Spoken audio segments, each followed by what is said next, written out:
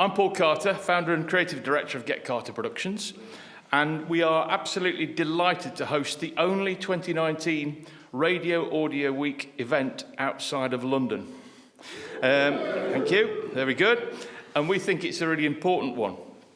I've been in radio advertising for most of my working life, and over the past 30 years, I've witnessed some massive changes to the industry, and a few things that have stayed, to be honest, exactly the same. Since the very beginning, when I used to accompany radio station sales execs on client meetings, the inevitable question after every presentation was, well, how do I know it's going to work? And the standard response included a wry smile and one of us saying, well, there are no guarantees. And if we knew that, we'd be sitting on my yacht, not in your porter cabin. But the truth was we didn't really know. And to an extent, we still don't. But I hope that this evening's presentation shows that we're an awful lot closer.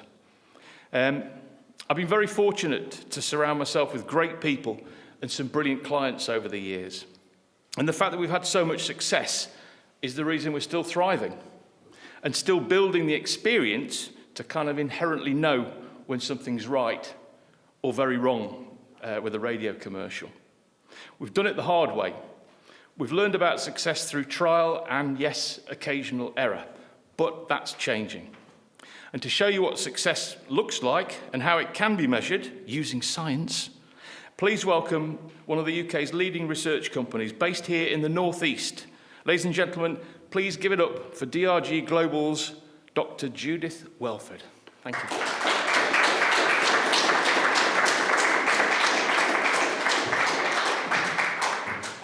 Thanks. I feel like we should have dropped the doctor now. It's a bit OTT, isn't it?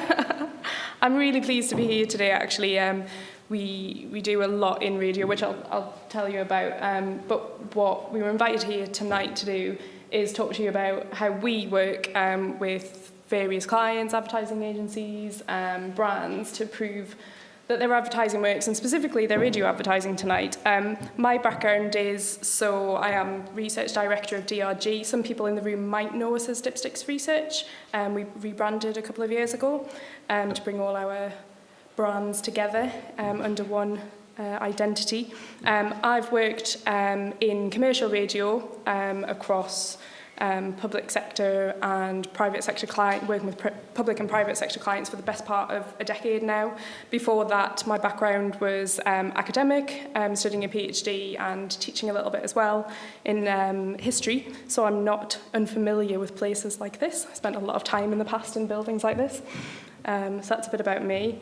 The company, so this is always a fun photograph. This is DRG in the early days. Was set up in mid-90s. You can tell it's the 90s, can't you? The hair and the outfits and everything. So the company was originally set up by John and Fiona Raglan, who you can see in the front there. A lot of people in the industry know them quite well. They're still involved in the business nowadays. To provide quality research to, primarily, to begin with, media and advertising agencies. John, who founded DRG, had and still has a really strong connect with radio. His background was at Metro Radio. So a lot of the early work that we did were for people like those in the radio sector. We did a lot of pit tests in the early days to help get licenses in place and things like that. Nowadays, we work very broadly across public sector, with brands, with media agencies, with media owners. But that's not what I'm here to talk to you about tonight. I'm not to talk to you about DRG and all our experience. What I'm here to focus on is what we've done in radio, and specifically tonight to talk to you about Radio Gauge, which is a measurement we've been running for over 10 years now, measuring the impact and the effectiveness of radio advertising. So just to set the scene, because I am a historian at heart, I'm going to take you back in time. So imagine the wibbly-wobbly going back in time to the mid-noughties. Not sure, what was anyone doing in the mid-noughties? Doing the mid-noughties? No idea. Okay, bad question. I was sitting in a building like this, finishing my PhD, being quite boring, but there was loads of other stuff going on as well. So Ellen MacArthur was sailing around the world. Tony Blair was handing over to Gordon Brown. We had lots of interesting things going on in film Casino Royale came out.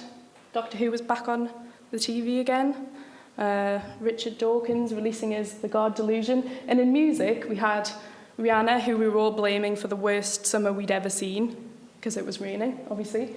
Unfortunately, we had James Blunt crooning at us about how beautiful we all were. And it got worse, because we had Tony Christie and Peter Kay talking about the road to Amarillo, which wasn't great. But unfortunately and unbelievably, this wasn't the worst thing happening in radio at the time. If we look at advertising spend in radio, what we could see in the mid-noughties was that spend was declining, what looked like a terminal decline. So what this basically shows us is percentage of advertisers spending £100,000 plus per annum leaving radio. This is spend just walking out of the door. There were a few theories on why this decline was taking place. Historically, brands would come and use radio once and then depart and not use it again. There was potential for inexperienced radio advertisers who failed to understand what was necessarily going on with their campaign. So if their campaign didn't work particularly well, instead of looking at their creative, they'd blame the channel itself, and that stopped spend coming back. And of course, at the same time as this was all going on within radio itself, what we could actually see is if we look at digital spend, more ad budgets were being gobbled up by digital more and more year on year on year. So this looked like a pretty bad picture for radio. The RAB, being the body responsible for radio advertising, decided that really this decline couldn't continue, they had to do something. So they decided to approach it headfirst with an initiative called Radio Gauge, which is a research initiative, and we were their partner of choice to deliver this. So Radio Gauge, essentially what it was set up to do and does, is threefold. So to measure the performance of radio advertising for brands in any market sector, to create a benchmark so that as campaigns are tested on an ongoing basis, they can be measured against that benchmark to see where they sit against the average.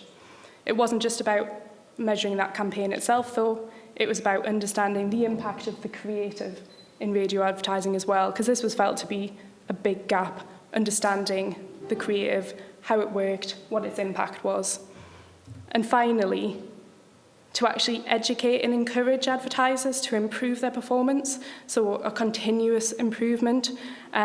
So they'd get their results from their campaign, they'd get their creative results, and they'd look at what worked and what didn't work, and then improve things moving forward. The methodology and the approach is a fairly straightforward and simple one. In terms of research, what we describe as it's a classic, it's a test control methodology. So what that means is that we have a test sample, who are people who are exposed to the advertising, in this case, commercial radio listeners. And we have a control sample who are people who have no exposure to the advertising at all.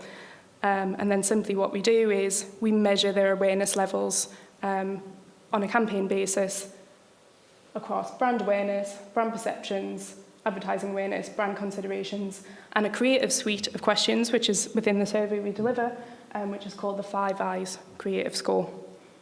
What Radio Gauge tells us what it tells us repeatedly and consistently and has over time, is that radio makes a measurable impact and uplift in terms of ad and brand awareness. So these aren't genuine figures, they're just hold figures, but this is what the results of Radio Gauge tend to look like when we're measuring a campaign. So what we tend to see is that, or pretty much always see, is that non-listers have a certain level of awareness, and commercial radio listeners who have been exposed to an advert always have an uplift of a certain amount, and we can measure that within the methodology and actually test for the impact of radio advertising. That's overall, so it will tell us how well an advert is doing specifically against a benchmark that we can look at, but we can also look at performance within a sector as well. So we can look at what the measurable uplift is between an average sample, a sector, so in this case, say a restaurant, any number of restaurant brands that we might have tested in Radio Gauge, and then the specific brand, which would be within the restaurant sector. So we can look at what those differences are And to this point, we've measured, I think it's over 700 campaigns through Radio Gauge. So there's a lot of benchmarking data in that database to measure against, and a lot of sector data as well. The other element outside of the measurement is obviously creative analysis, which I've mentioned, which is in the form of the 5 I's. So the 5 I's are shown here. Involvement, meaning, so the actor's voice makes the advert interesting and amusing. Identity, recognise the ad as being something that's a long-running campaign. Impression, so enjoyed listening to it because you could identify with it. Information, so is it giving me clearly stating some information about an incentive or where I can buy a product. And integration, so is it familiar? Does it have a hook with a TV advert, for example? And these are the ways in which we measure the creative elements of a campaign. The other element of Radio Gauge, which we run quite regularly, is a bespoke tool that we input into the survey, which is called the engagement meter.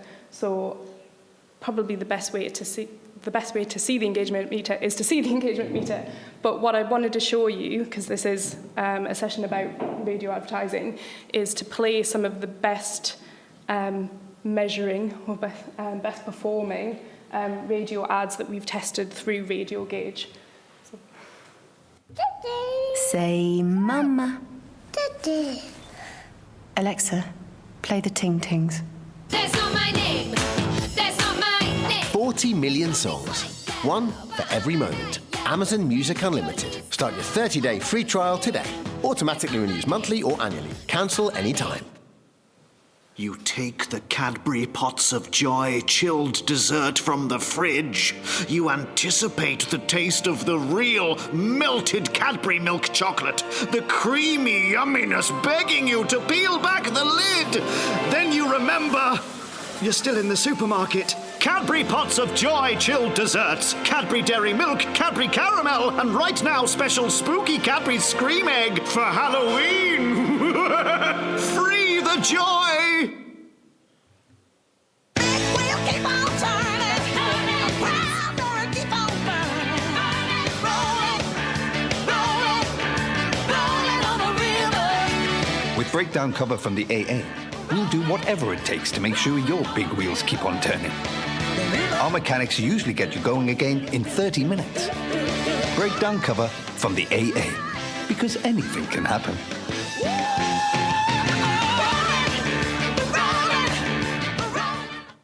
So what the engagement meter analyzer does, and this is part of the survey, so we play all of our respondents, whichever ads we're testing, and we ask them to tell us how much they're enjoying the ad as it's playing through it. What the engagement meter analyzer does is visualize this for us over the ad, so it shows us which part of the ad respondents, listeners are most enjoying and where there's drop-off in terms of the content. This is one of the best performing ads, so what we can see is in the green line is the average of all radio ads that we've tested through Radio Gauge versus the actual ad itself. So as you can see in this case, the AA ad performed much above the average radio ad. Another key element of Radio Gauge specifically for Radio Centre is actually the return on investment. So over 2008 to 2016, the average return on investment was £141 per pound spent on research. In the first year, which is the figure shown there, the average return on investment was £117 per pound spent on research. In terms of the toolkit that Radio Gauge provides advertisers with, it's really about informing and understanding. So what the Radio Gauge data provides us with as well is an understanding in terms of creative, what works in creative, what catches the hearing, I guess, of listeners. So we know that things like an established creative route, links, music links between a TV ad. For example, in the AA ad that we've just listened to, there's a direct link between the TV ad and the radio ad. Those things work really, really strongly and to increase the performance of radio advertising. Unfortunately, what you can see in the numbers next to the bars there is that those are the percentage of campaigns that typically have those elements included in them. So Radio Gauge was really about, on Radio Centre, we're really aiming at trying to educate people to say, actually, if we include these things in, yes, radio works really well, but we can make it perform even better still.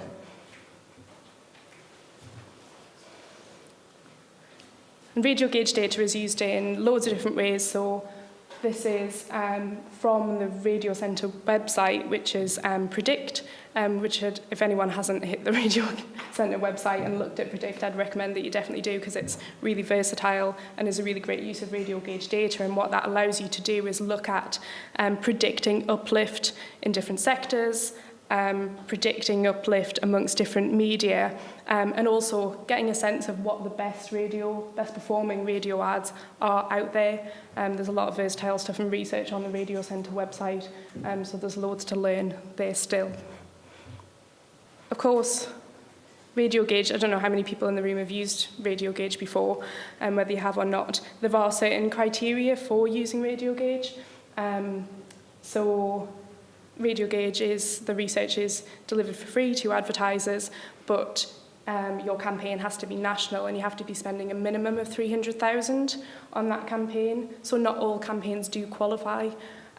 In those instances where Radio Gauge isn't an option, or where your campaign has already been tested on Radio Gauge and they may say, no, you can't come back with another campaign, we offer out bespoke research, and that can be bespoke to channel, so it can be to radio or TV, digital press, whatever it might be. It can be campaign research, so we don't just test for radio, we can test a campaign overall, looking at different channels and what the impact, the multimedia impact of having a combination of different channels is.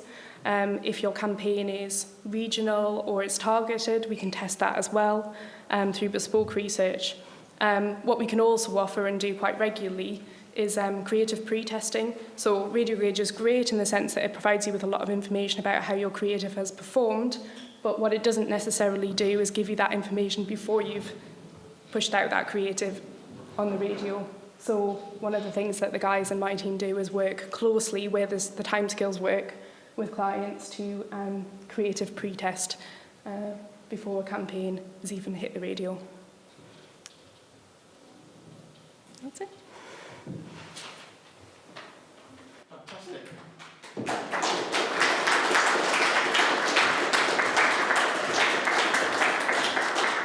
Thank you very much, Judith. Really, honestly, the more that you look into this stuff, the more fascinating it becomes. And it's nice to know, from my point of view, there's actually now some science to back up some of the stuff that we've been preaching for all these years around the importance of getting the creative right. Before we let you go, on this lovely summer's evening, spring evening, there's just one thought that I'd like to leave you with. And I suppose it's on behalf of us creatives everywhere. We absolutely get the 5 eyes. We love the engagement meter. We understand these things. Like the majority of research, they're indicators, and they're not a formula for success in the sense that you can't reverse engineer this stuff. If you studied hit records from the last 50 years, you can get a very good feel for technically how they work and what components they share. And it doesn't necessarily mean you can simply apply the most common chord structures, instrumentation, and vocal styles and generate a guaranteed hit. Unless, of course, you're an Oasis, which they've done that quite well over the years. But the truth is, the really good ear-catching commercials are a bit like viral content, that unicorn that we love to see. They just kind of appear, and they're just generated by people who really see things differently. There's always a perfectly safe option when you're making a commercial, and you can hear them on the radio stations up and down the land every hour of every day. But if you're engaging professional, responsible creatives who want to make a success of your campaign, Give them the freedom, please, to have great ideas. It might not happen every time, but just, you know, when it does, it's magic. So, I'm going to leave you with an ad that hopefully illustrates what I'm talking about and backs up everything that Judith said. This is an ad that the client didn't understand, didn't like, and didn't want to make. When he had it outlined to him, he complained that it was 3 times longer than most ads. It didn't contain the product or any other details, for that matter. In fact, even when it was made, it was actually canned for 4 months, only to be broadcast fully once it had been leaked by somebody in the creative department. If the writer has any regrets, he says that everyone celebrated it creatively. What gets talked about less is how effective it actually was from a business point of view. Turn to page. The return on the investment for this commercial was 3 times the normal level for this massive global advertiser. So I'm talking about a TV commercial. But as this is Radio Audio Week, it's only right and proper that we let the power of the audio paint the pictures for us. So once again, thank you very, very much to Judith from DRG and the guys at DRG. And thank you for the Radio Centre for helping us make all this possible. And here's the ad that I hope you will remember. Thank you.